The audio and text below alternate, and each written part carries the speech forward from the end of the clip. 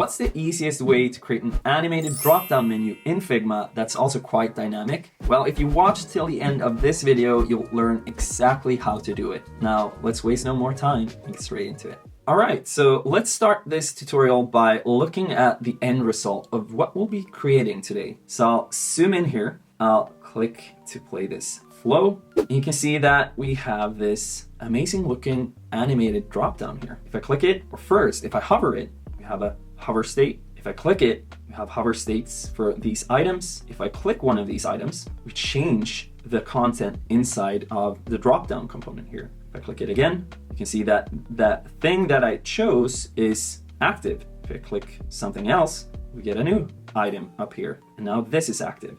What we'll do first, and this is how I usually think about things when I want to animate them, you create the base components first, the smallest atoms. So in this case, that would be the menu items and the drop-down. Let's recreate what I did here. So first of all, pick a value. That's the text within. I'll add a little drop-down icon. I'll create an auto layout.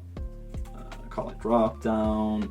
Just call it drop-down container, maybe. I'll set the spacing to be space between. By the way, I have a video on auto layout. If you want to learn how to use that, check that out. Then we'll add a fill, just like that. I give it some rounding.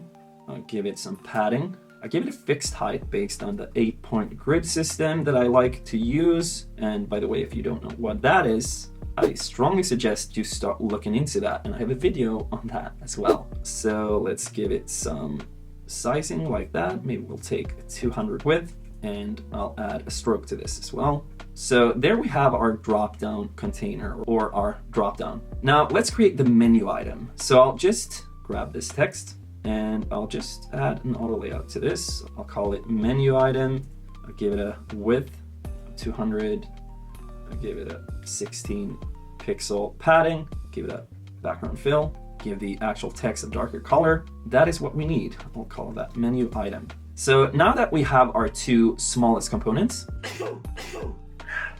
sorry about that. Now that we have our smallest components, so we have the menu item and we have the drop-down container, let's create components out of these. So this should be a component and this should be a component. Now let's take those with us, go down here, and let's add some states for them. Because remember, we could hover and get a different state. And once something was picked, there was an active state. So for this one, I'll add another one. I'll call the property state. The second one should be hover, and I'll just give it an opacity like that. Then we also have third state called active. Also some opacity, but not quite as much, just 75%. And we have the menu item. I'll do the same thing. Call this state, hover, give it an opacity, and the same thing here, active, give it an opacity, not quite as much.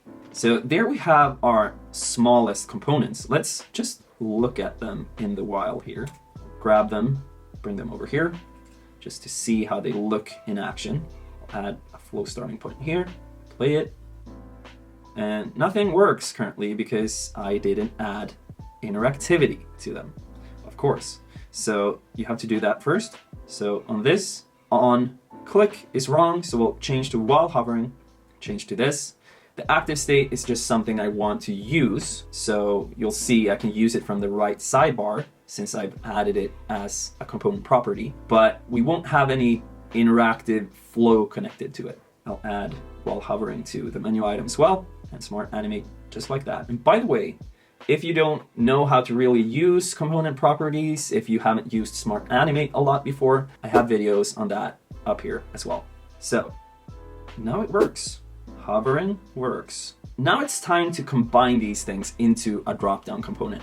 I'll grab just my pick a value and my menu item, grab them down here. And now I want to create the opened state. I'll take this menu item, I'll duplicate it 3 times. I'll combine it into a drop-down list. So drop-down list. I'll call it, or I'll give it 4 pixel rounding. I'll click the content so that we can see it. I'll call this menu item 1, menu item 2, and menu item 3. Then I'll add an auto layout to both of these. I'll call it drop-down component full.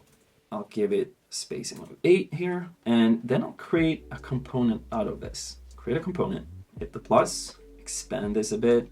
Now, let's look at what's happening up here. So first of all, we have the default state where we just pick a value. So when we click this, we're gonna go here, we're gonna expand the menu, and we see the menu items. If we click on any of these items, we're gonna go to one of these. So menu item 1 takes us to a closed menu with menu item 1 as the content in the text field here. Menu item 2 takes us here, 3 takes us here. This is just for the initial state. So if we want to say something else in this text field here in the beginning, this is just for that. Now, when we get here, the flow is gonna stay within this area. So now if I click menu item 1, I open the menu, I open this menu item, and in here, when I click menu item 1, we're gonna see that menu item 1 is gonna be active. If we click menu item 2 inside of this, we're gonna go to this one. So we pick the menu item 2, the drop-down list closes. If we click it again, we're gonna go to this one. So to the menu item 2, but the open version. And then based on what we click inside of here, so menu item 1 will take us back to this one, menu item 3 to this one, menu item 2 back to this one. And that's how it works for all of these. So let's recreate it, and I think it will be a bit more clear. We have the first state. Here we don't want it to be open, right? So I'll hide the drop-down list. Let's name them as we go. So state, and we'll call this closed no pick. So we haven't picked the value yet here. This one will be open no pick. Then let's duplicate this. Remember, the second part of this was to create the closed states for the different menu items. So this will be closed item 1. And since it's closed, we don't want to show this. And this should say menu item 1. Then I'll duplicate this, call it closed item 2, change the text inside, duplicate it again, closed item 3, menu item 3.